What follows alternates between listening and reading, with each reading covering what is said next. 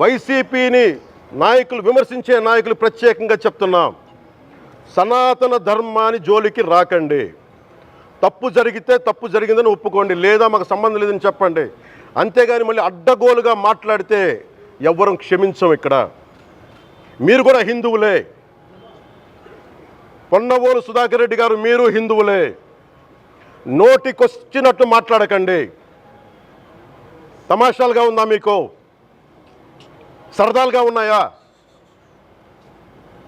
మొన్న ప్రకాష్ రాజ్ గారు మాట్లాడారు నా మీద. అరే నేను మాట్లాడుతుంది ఒక హిందువులు అపవిత్రం గురించి మాట్లాడుతున్నాను. ఇందులో ప్రకాష్ రాజ్ గారికి సంబంధం ఏంటి? ఇందులో నేను ఇంకొక మతాన్ని నిందించానా? ఇస్లాంని నిందించానా? క్రిస్టియానిటీని నిందించానా? ఈ అపవిత్రం జరిగింది, ఇలా జరగకూడదు, ఫుడ్ అడల్ట్రేషన్ జరిగిందని మాట్లాడుతుంటే దీన్ని గోల చేయకూడదంటే, అంటే తప్పు జరిగినప్పుడు మాట్లాడకూడదా? ఒక అపవిత్రం జరిగితే మాట్లాడకూడదా? దేవతా విగ్రహాలను శిరచ్ఛేదం చేస్తే మాట్లాడకూడదా? ఏం పిచ్చి పట్టింది ఒక్కొక్కళ్ళకి? ఎవరి కోసం మాట్లాడుతున్నారు మీరు? ప్రకాష్ రాజ్ కూడా చెప్తా ఉన్నాను, నాకు మీరంటే గౌరవం, I have extreme respect for you. కానీ when it comes to secularism, Prakash Raj garu, it is a two-way, not one-way. I have extreme respect for you. You know that. మీరు secularism is always two-way, it is not one-way. హిందువుల మీద దాడి జరిగినప్పుడల్లా వచ్చి మాట్లాడటం తప్ప, అన్య మతాల మీద జరిగితే నేను కూర్చొని ఇంతమంది కౌలు రైతులకు ఇచ్చాను, ఎంతమంది ముస్లిం ఇస్లాం రైతాంగానికి ఇచ్చాను నేను.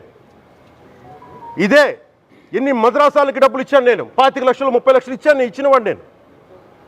నాకు అన్యమతం ఇస్లాం మీద గౌరవం ఉన్నవాడిని, క్రిస్టియానిటీ మీద గౌరవం ఉన్నవాడిని, చిన్నప్పటి నుంచి కూర్చొని మిషనరీ స్కూల్లో చదువుకున్నవాడిని. నా టీచర్ చెప్పిన సూక్తి, తను తగ్గించుకున్నవాడు హెచ్చింపబడిని చెప్పి బైబుల్ సూక్తిని ప్రతిసారి కోట్ చేస్తూనే ఉంటాను. ఇది నా గౌరవం, ఇది నేను చూపించే గౌరవం. మీరు మాట్లాడితే కూర్చొని నేను పాటించే ధర్మానికి అపవిత్రం జరిగినప్పుడు నేను మాట్లాడకూడదు, మౌనంగా ఉండాలి. సెక్యులరిజంకి విఘాతం అంటే ఏంటి? సెక్యులరిజంకి విఘాతం? నా ఇంటి మీద దాడి జరిగినప్పుడు నేను మాట్లాడకూడదా? నా ఇల్లు 10 మందికి ఆశ్రయం ఇస్తుంది. నా సనాతన ధర్మం అన్ని ధర్మాలకి ఆశ్రయం అయితే దానికి దాడి జరిగినప్పుడు, దాని మీద అపవిత్రం జరిగినప్పుడు దానికి కూడా మాట్లాడకూడదంటే ఏం మాట్లాడాలి మీతోటి? ప్రకాష్ రాజ్ గారు, you have to learn your lessons. I respect you. It's not just Prakash Raj Garu, all the people who thinks in the name of secularism, you're going haywire. Let me tell you guys, we are extremely hurt. Don't make a mockery out of our sentiments. We are deeply, deeply hurt. It's not fun for you, maybe it might be fun for you. It is not fun for us. It's a deep anguish, deep pain. Don't you ever forget. Before you come and think 100 times and talk about Sanatana Dharma. Enough of this. చాలు. ఇష్టానికి మాట్లాడుతూ ఉన్నారు సనాతన ధర్మం మీద. అయ్యప్ప స్వామి మీద మాట్లాడతారు, సరస్వతి దేవి మీద మాట్లాడతారు. అల్లా మీద మీరు మాట్లాడగలరా? మహమ్మద్ ప్రవక్త మీద మీరు మాట్లాడగలరా? జీసస్ మీద మీరు మాట్లాడగలరా? అందరూ కూర్చొని సనాతన ధర్మం మీద, వినాయకుడి మీద జోకులు వేస్తారు, దుర్గాదేవి మీద జోక్స్ వేస్తారు, సరస్వతి దేవి మీద జోక్స్ వేస్తారు. మా మనోభావాలు గాయపడవా? మాకు బాధ ఉండదా? అందుకే నేను ప్రతిపాదించింది ఏంటంటే, ప్రతి దానికి రావలేకపోతున్నాం. సనాతన ధర్మ రక్షణ board is order of the day.